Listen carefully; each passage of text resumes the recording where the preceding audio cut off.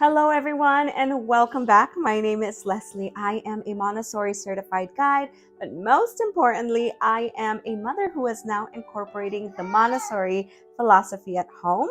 And my daughter is back here. You'll see her move around as this truly is her space. But in the previous video, I share with you a short tour of her bedroom and how it was developmentally appropriate for her infant stage. She has completely outgrown this space, and so now we're going to be making some modifications so that this bedroom can grow with her, and of course, so that it can be developmentally appropriate. So I'm excited to be here. Don't forget to subscribe and like this video. Oh, and you can check out my family's adventures on Instagram. Are you ready? Yeah? Okay, here we go. Just as a quick overview, here are some of the things we're going to be changing. We're going to be moving this Montessori pull-up bar, having that she has completely outgrown it and she is now mobile. And so we're going to remove the mirror. We're going to remove the pull-up bar. We're also going to be switching her bed here, her Montessori floor bed. We're going to just flop it over to the other side, more so that as parents, we can see her right when we go into the bedroom, and we can also watch her on the baby cam. So of course, safety is always first, and always follow your parent intuition. So we're going to be flipping it over so we can have a better view of her, having that we're going to have some furniture on this side. This bookshelf here, we're going to continue to use that as it is still appropriate for her, but we'll be moving it over to the other side, again, to bring a lot of peace to our parent heart, and of course, so that it can just really flow with the bedroom here. There's all of this mess because we are in the middle of packaging some things for her and all of that fun stuff, but her chair will remain. It's still appropriate for her, so we're just going to be flopping it over to the other side. Her bookshelf will also stay with us. We're just going to be moving it into a different spot. And so here you'll see that we're going to be using a lot of the things that we already have and just putting it in a different setting and in a different manner, and maybe raising it up a little bit higher because now she has grown a few more inches. And so we're going to be working with her with what we have and some additional things. This is a bittersweet moment for us as we say goodbye to her infant room setup and we welcome her new toddler appropriate room. Now, involving her in the process was important for us, having that this provides an opportunity for her to have an increased sense of ownership and responsibility. You see, when children are involved in decision-making process, then they are more likely to feel that sense of ownership towards the change that is happening. This can help them feel more invested in the process and even more motivated to contribute to making the change successful. So you can do this with any big change in your home or even little change around your house, whether you're moving a couch around or you're moving her pillows to a new spot in her bedroom, or you're adding a new piece of furniture, maybe asking her how she feels or asking your child how they feel about the change or where it should go, having them help you in that process. That can really help make this experience exciting for both your child and for yourself. Now, along those lines, this can also help your toddler to cope with change. Now, change can be difficult for children just like it is for us, the adults, especially if they feel like they have no control over a situation.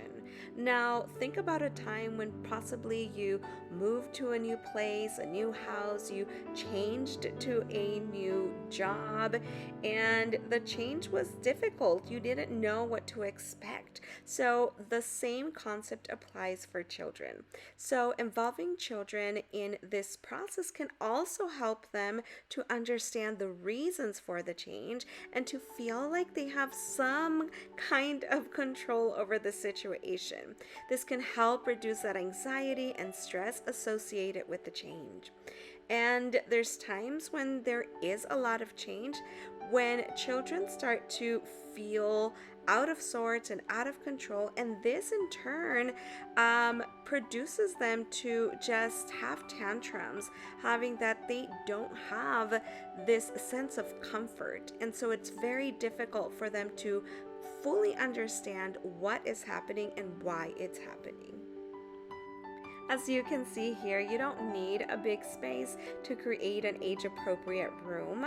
You don't need anything fancy or extravagant.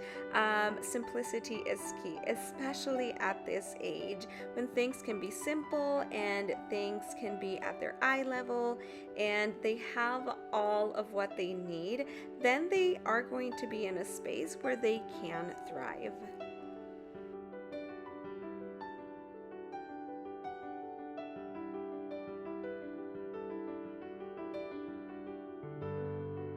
So starting with the shelf, we are going to add a few baskets and add some of her clothes, socks, t-shirts, pants in the baskets, so she can start dressing herself, making her own decisions, choose her own clothes, and so that it will continue to build her independence and really freedom of movement. She'll make her own decisions.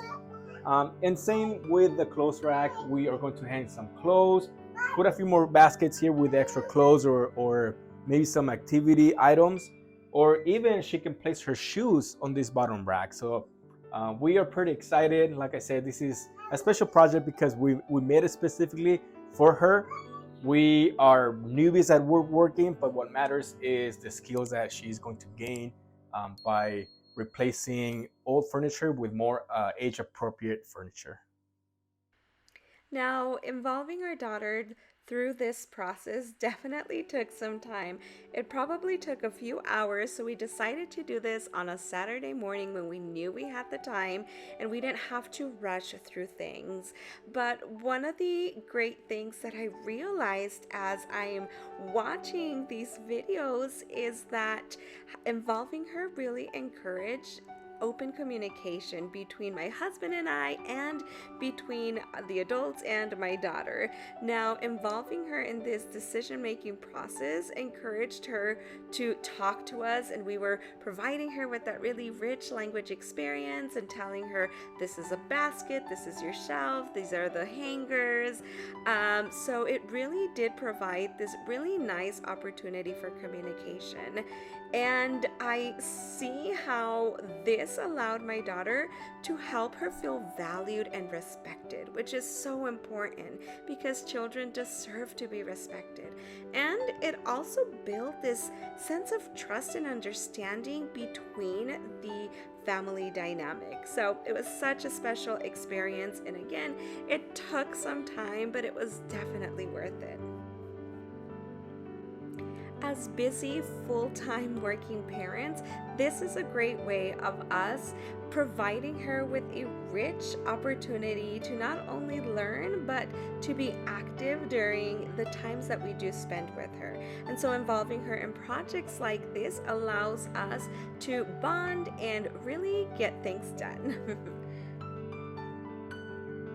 I hope you enjoyed this video here where we give this room a little mini makeover so that it can be appropriate for our toddler. I will be making another video with more in-depth information and a whole tour on why we did certain things and why we added some of the elements that we have in here. Thank you so much for joining us. Don't forget to subscribe and like this video. And of course, check out more of our Montessori in the home adventures on Instagram. Until the next time, I will see you soon. Adios.